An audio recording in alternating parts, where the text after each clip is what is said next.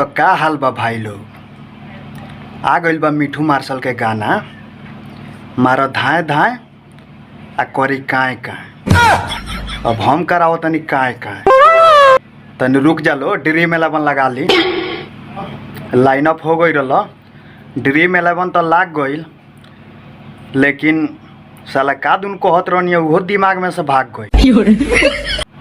तो मिठू मार्शल के गाना बा, और सुने के हुई तो जा लो, मंगाओ लो, जाके गाना के सुनो लो।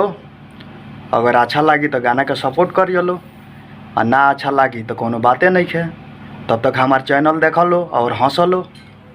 जा बेकार कोनियो हंसे के। तो भैया हो रूम में आ गई नहीं हो वीडियो बनाते बनाते। तो का बात बनू, अच्छा 10 दिन से एगो ठेकेदार में कमाता नहीं। 10 दिन से कहता है आज देम पैसा, बिहान देम पैसा। मुँह काड़ी खानी बनैले चलनी रूम पर, आ तोहरा लोग के कहता नहीं कि हंसल। अब देख लो बिहान जाता नहीं काम पर तो पैसा मिलता कि का होता। तले गाना सुन लो और मजा कर लो।